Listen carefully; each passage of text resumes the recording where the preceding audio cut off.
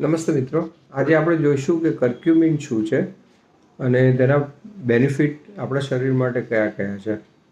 હળદરમાં curcumin નામનું bio active compound આવેલું હોય છે, જેનું બાયોલોજિકલ નેમ છે કર્ક્યુમા લોંગા.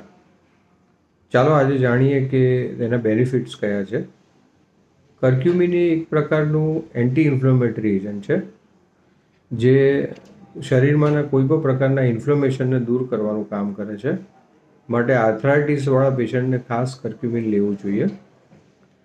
એન્ટીઓક્સિડન્ટ તરીકે કામ કરતું કર્ક્યુમિન એ શરીરમાંનું સેલ ડેમેજ અને ઓક્સિડેટિવ સ્ટ્રેસ ઘટાડે છે.